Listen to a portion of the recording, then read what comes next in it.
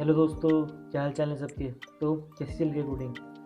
आज हम करेंगे अपना हैकर रैंक का डेटा स्ट्रक्चर के अंदर जो एरे है उसका क्वेश्चन नंबर 2, जिसका नाम है डायनेमिक एरे। ये क्वेश्चन अगर कोई फर्स्ट टाइम में देखता है ना तो वो हिल जाता है, क्योंकि क्वेश्चन बड़ा खतरनाक सा है। देखिए, आप क्वेश्चन पढ़िए एक बार, आपको समझ में आएगा। क्वेश्चन देखने में बड़ा खतरनाक सा है कि यार ये क्या लिख दिया, ये इतने बड़े बड़े ये क्या लिख दिए, कि इतना बड़ा स्टेटमेंट लिख दिया और फिर उसे एरे के अंदर डाल दिया।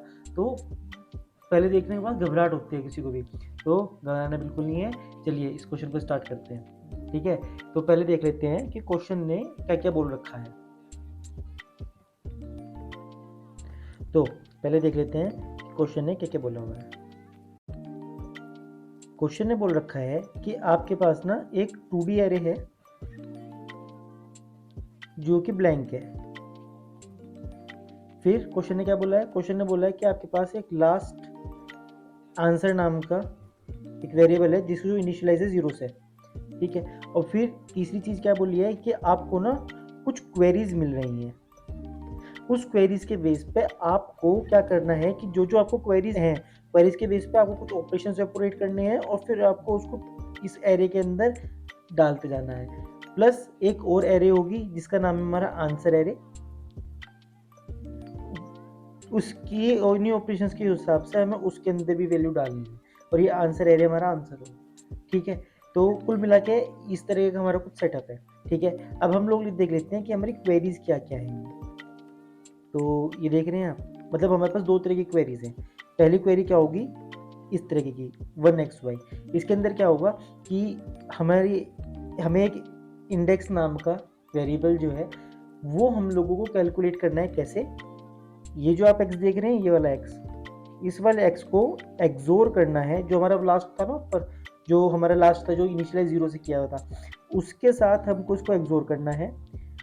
वो फिर उसका जो आंसर आएगा उसको हमको उसका हमें मोड निकालना है। किसके साथ, n के साथ।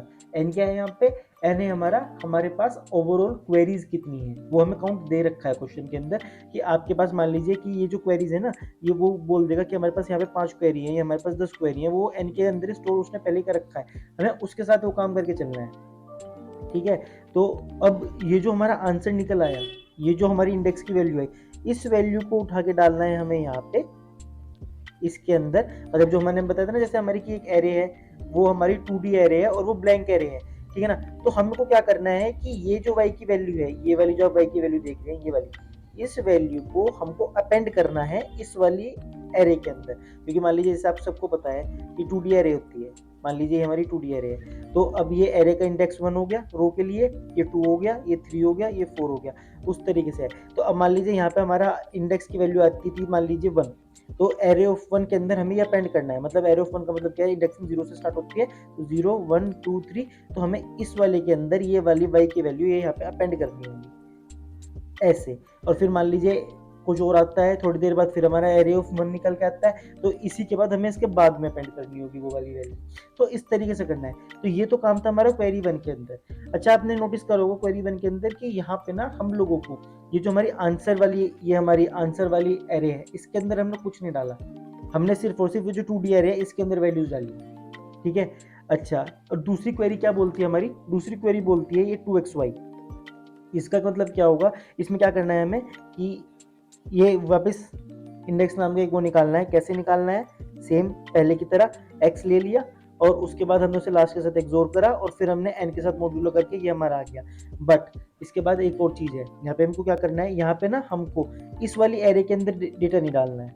यहाँ पे नहीं डालना हम लोगों को इस वाली डेटा, क्वेरी 2 में हमने यहाँ नहीं डालना, क्वेरी 2 में हमने यहाँ पे डेटा डालना है आंसर के अंदर। वो कैसे डालना है, वो ऐसे डालना है कि जो हमारे लास्ट वाली वैल्यू थी, ठीक है, हम उसको अपडेट करेंगे कैसे, एरे की ये जो इंडेक्स है इसको यहाँ डाल देंगे और मतलब पर्टिकुलर एलिमेंट, ठीक है। क्या होगा कि एरे ऑफ ये, फिर जो उसका वो हो गया, ये तो रो हो गई हमारी, कॉलम कैसे निकालेंगे, ऐसे निकालेंगे वाई, ये जो हमारा ये वाला वाई था ना, ये वाला जो वाई है अपना, इसको एक्सोर करेंगे साइज के साथ। किसका साइज, उस एरे का साइज जिसकी इंडेक्स वैल्यू हमारी ये। देख लीजिए अब यहाँ पे क्या हो रहा है कि जो हमारी इंडेक्स वैल्यू है ना, ये 2 बार यूज में आ रही है। एक बार तो एरे का रो निकालने में, और फिर कौन सा कॉलम जाना है उसकी भी कैलकुलेशन में हमारी यही चीज यूज हो रही है। ठीक है। और फिर तीसरा स्टेप क्या होगा, पहला स्टेप ये था निकालना, दूसरा लास्ट के अंदर डालना था, तीसरा क्या था कि जो हमारी आंसर वाली एरे है, ये जो हमारी ऊपर वाली आंसर वाली एरे थी, इसके अंदर हमें फिर वो वैल्यू लास्ट में अपेंड करते चले जाना है। जैसे हमारे लास्ट आया है ना ये वाला, तो ये हम अपेंड कर देंगे उसके अंदर, ठीक है। तो ये हमारा ओवरऑल हमारा क्वेश्चन बोल रहा है कि हमें ये करना है। तो इसमें आपने क्या नोटिस किया, इसमें आपने ये नोटिस किया कि क्वेरी वन तो हमारा आंसर वैल्यू को नहीं छेड़ रहा है, क्वेरी वन जो है वो सिर्फ और सिर्फ हमारा एरे, ये जो हमारा ये एरे है, ये 2D एरे, इसको छेड़ रहा है, इसके अंदर हमारी मॉडिफिकेशंस कर रहा है, एरे के आंसर के अंदर मॉडिफिकेशन नहीं कर रहा है। और क्वेरी टू क्या कर रही है, क्वेरी टू हमारी इस एरे को नहीं छेड़ रही है, वो हमारे आंसर को छेड़ रही है, ठीक है। तो ये था हमारा क्वेश्चन जो हमें क्वेश्चन के अंदर करना है, ठीक है। तो चलिए अब इसको कर लेते हैं। क्वेश्चन आपको उम्मीद है अच्छे से समझ में आ गया होगा। तो चलिए अब कोडिंग स्टार्ट करते हैं इस क्वेश्चन, ठीक है। तो वही जैसे हम अपना क्वेश्चन C++ के अंदर करेंगे, स्टार्ट करते हैं। अब जैसे हमें पहले ही बोल रखा है कि हमारे पास एक एरे है 2D एरे, तो पहले वो एक एरे बना लेते हैं, 2D एरे बना लेते हैं। हम लोग जो भी यहाँ पे हम लोग वेक्टर यूज़ कर रहे हैं, वेक्टर हम क्यों यूज़ करते हैं, वेक्टर हम यूज़ इसलिए करते हैं ताकि जो भी हमारी एरे है वो डायनामिक रहे। मतलब अगर हमें पर्टिकुलर कोई एलिमेंट बाद में ऐड करना पड़ जाए तो हो जाए, क्योंकि एरे क्या होती है, एरे हमारी स्टैटिक होती है। उसके अंदर क्या होता है कि उसके अंदर ना आप लोगों को पर्टिकुलर पहले से ही स्पेस डिफाइन करना पड़ता है कि आपके एरे का क्या साइज रहेगा, वेक्टर के अंदर वो चीज़ नहीं होती, ठीक है। तो इसलिए हम लोग वेक्टर के साथ काम करते हैं हमेशा, ठीक है। तो अब ये देखिए, अब आप लोग सोच रहे होंगे ये क्या कर दिया, ये अलग अलग सी चीज़ क्या है, तो मैं बता देता हूँ। वेक्टर ऑफ वेक्टर इंट, मतलब जैसे एरे के अंदर लगाते हैं ना एरे, ये देखिए जैसे अगर हम कभी एरे लिखते हैं, मान लीजिए कोई एक एरे ये हो गया, एक ये हो गया, तो इस तरीके से है। ये क्या, इसके अंदर क्या हो रहा है कि वेक्टर ऑफ इंट, मतलब आपने एक वेक्टर बनाया है जिसका पर्टिकुलर एलिमेंट जो होगा वो खुद एक वेक्टर होगा। तो काइंड ऑफ आप देख रहे हैं कि यहाँ 2D एरे की तरह काम हो रहा है, ठीक है।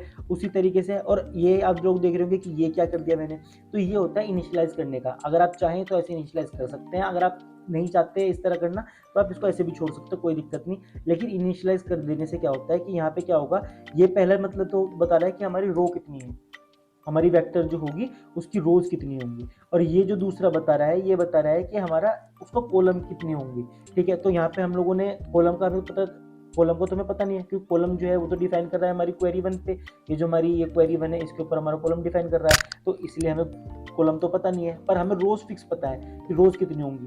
रोज होंगी हमारी जितनी नंबर ऑफ हमारी क्वेरीज होंगी उसके हिसाब से हमारी रोज होंगी, मैक्सिमम रोज उतनी हो सकती हैं। तो इसलिए हम लोगों ने यहाँ पे ये एंड डाला है और यहाँ पे वेक्टर ऑफ इंट डाला है। ये क्या डिफाइन कर रहा है, ये डिफाइन कर रहा है कि हमारी पर्टिकुलर जो एक वेक्टर है उसका जो कॉलम है वो क्या होगा, वो एक हमारे ब्लैंक इंटीजर वेक्टर है। तो वो चीज़ है यहाँ पे, ठीक है। उम्मीद है आपको समझ में आ गया होगा। नहीं आ गया है, अगर आपको नहीं समझ में आ रहा है तो आप STL पढ़ लीजिए Geeks for Geeks से, काफ़ी अच्छा है हमारा कंटेंट। तो अच्छा, अब हमारे एक आंसर नाम की हमें कैरे बनानी थी, ये हम लोग छोड़ देंगे क्योंकि हमें नहीं पता है कि हमारी कितनी नंबर ऑफ क्वेरीज कितनी है, क्योंकि हमें पता है कि क्वेरी 2 ही हमारी आंसर नाम की वेक्टर के अंदर हमारी वैल्यूज डालेगी, उससे पहले तो हमें पता ही नहीं है। तो और हमें ये नहीं पता पहले ही, जब तक हम क्वेरीज को रन नहीं करेंगे तो हमें पता नहीं लगेगा कि कितनी हमारी हैं, तो इसलिए हम इसको यहाँ ब्लैंक छोड़ रहे हैं, ठीक है। एक चीज़ उसने हमें ये और बोली थी कि हमारा जो लास्ट आंसर नाम से है, मैं इसको लास्ट ही रख देता हूँ, कौन इतना बड़ा लिखेगा, तो उसे हमने 0 से इनिशियलाइज किया था। तो इतना काम हमारा हो गया। अब हमें क्या करना है, अब हमें करना है क्वेरी को प्रोसेस, और उसके बाद हमें वैल्यूज डालते चले जाना है। तो चलिए क्वेरी को प्रोसेस कर लेते हैं, ठीक है। यहाँ पे हम लोगों ने ऑटो लगाया, आई लगाया, और हम लोगों ने डाल दिया क्वेरीज, ठीक है। ये फॉर ईच लूप है, ये आप लोगों को पता होगा फॉर ईच लूप किस तरह लगाते हैं, ठीक है। नहीं पता होगा तो इस तरह लगाते हैं जिस तरह मैं लगा रहा हूँ, ठीक है। ये हमने फॉर ईच लूप लगाया। अब इसके अंदर क्या करेंगे, हम चेक करेंगे, ये आई का मतलब हो गया हमें एक क्वेरी मिल गई। अब हम क्या करेंगे कि इफ़, अगर हमारी क्वेरी की जो फर्स्ट वैल्यू है, मतलब आई ऑफ, यार मतलब आई ऑफ 0 जो है, अगर वो हमारा है 1, तो हमें एक स्टेटमेंट करना है, एक काम करना है, नहीं तो हम दूसरा काम करके चलेंगे, ठीक है। ये तो करना है हम लोगों को, तो हम दूसरा काम करके चलेंगे। अगर हमारी ये जो है ये 1 होगा तो हम एक काम करेंगे, नहीं तो हम दूसरा काम करेंगे, ठीक है। तो चलिए करते हैं स्टार्ट। अच्छा, अब हमें क्या करना था कि एक इंडेक्स मान लेते हैं हम नॉर्मली, IDX ही रख लेते हैं वापस। वही क्या करना है कि हम लोगों को जो हमारा x है, मतलब i ऑफ 1 जो है, उसको हमें एक्सोर करना है किसके साथ, लास्ट के साथ। लास्ट के साथ हमने इसको एक्सोर कर दिया। अगर आप लोगों को नहीं पता है कि एक्सोर कैसे लगाते हैं C++ के अंदर, तो ये आपका ये वाला ये ऑपरेटर होता है एक्सोर लगाने के लिए, ठीक है। और फिर हमको उसको किसको साथ मॉड्यूलो करना है, इसको हमें मोड करना है n के साथ। तो यहाँ से हमारी इंडेक्स की वैल्यू आ जाएगी, आ गई। और फिर हमको क्या करना है कि एरे ऑफ जो हमारे टेम्परेरी एरे है, टेम्परेरी एरे के अंदर इस इंडेक्स पे जाना है हमें, IDX इंडेक्स के अंदर जाना है और वहाँ पुश बैक कर देना है इसको i ऑफ 2 को।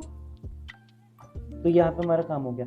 पुशबैक जो ऑपरेटर होता है, पुशबैक जो मेथड होता है वेक्टर के अंदर, उसका काम होता है कि कोई भी एलिमेंट होगा, मान लीजिए हमारे पास कोई भी एक वेक्टर होगा, तो उसके लास्ट में, बिल्कुल लास्ट में डाल देगा वो वैल्यू। अब हमारा मान लीजिए अगर पहले साइज हमारी, क्योंकि डायनामिक है, तो मान लीजिए अगर हमारी पहले एम्प्टी थी, तो ये पुशबैक क्या करेगा, जो भी एलिमेंट लास्ट में डालेगा वो हमारा फर्स्ट एलिमेंट हो जाएगा। या मान लीजिए एक वेक्टर है आपकी जिसके अंदर आपके 5 ऑलरेडी पड़ी हुई हैं एलिमेंट्स, तो पुशबैक क्या करेगा, जो भी अपना एलिमेंट डालेगा वो लास्ट में डालेगा, तो 6th एलिमेंट हो जाएगा। तो ये काम होता है, ठीक है। अच्छा, अब क्या था हमारा कि यार, हाँ, तो अब क्या काम होगा यहाँ पे कि अब हमें क्वेरी 2 के अंदर जाना है। अगर हमारा ये 1 नहीं है तो हमारा क्वेरी 2 होगा। क्वेरी 2 के अंदर क्या होगा वो देख लेते हैं। क्वेरी 2 के अंदर क्या है, क्वेरी 2 के अंदर ये है अपना कि इंडेक्स तो हमें निकालना ही था, फिर हमें क्या करना था कि लास्ट जो था उसको हमें इनिशियलाइज कैसे करना था, array of index, array of index किसके साथ लेना था, y। y मतलब क्या है हमारा, i का सेकंड एलिमेंट, वही तो है हमारा i का सेकंड एलिमेंट, उसके साथ हमें क्या करना था, ठीक है। तो यहाँ पे हमारा काम हो गया। अब हमें क्या करना था, अब हमें करना था कि ये जो लास्ट वैल्यू है, इसको हमारी जो हमारी आंसर वाली हमारी वो है, उसके अंदर भी हम इसे पुश बैक करेंगे लास्ट में, इसका लास्ट वैल्यू, ठीक है। ये इतना हो गया। और उसके बाद हमें लास्ट में क्या करना था, लास्ट में हमको उसको रिटर्न करना है आंसर को, ठीक है। तो ये हमारा हो गया। ये इसको रन करके देख लेते हैं। उम्मीद है टेस्ट केस पास हो जाने चाहिए इसके। ओके, सैंपल तो पास हो गया। एक बार सबमिट करके देख लेते हैं कोई टेस्ट केस फंस तो नहीं रहा। ओके, हमारे सारे टेस्ट केस पास हो चुके हैं। तो आप देख सकते हैं यहाँ पे क्या है कि क्वेश्चन देखने में बहुत डरावना लग रहा था, लेकिन क्वेश्चन देखिए कितना आसान है। तो इससे हमें क्या सीख मिलती है, इससे हमें एक सीख ये भी मिलती है कि जब भी क्वेश्चन डरावना हो तो सिर्फ डरो मत, एक बार आराम से क्वेश्चन को एनालाइज करो, क्या पता क्वेश्चन आसान है, ठीक है। तो चलिए फिर मिलते हैं नेक्स्ट वीडियो में। तब तक के लिए इस चैनल को सब्सक्राइब कर लीजिए, ताकि इस तरह की कोडिंग वीडियोस जब भी मैं डालूँ तब तक एकदम आपके पास पहुंच जाए, ठीक है। तो इस चैनल को सब्सक्राइब कीजिए। और मेरा दूसरा चैनल है जिसका नाम है गेट CSE मेंटर, उस चैनल को भी सब्सक्राइब कीजिए। वहाँ पे मैं गेट से रिगार्डिंग चीज़ें डिस्कस करता हूँ, ठीक है। तो चलिए फिर मिलते हैं नेक्स्ट वीडियो में। तब तक के लिए कीप कोडिंग, और हाँ, सब्सक्राइब कर दो।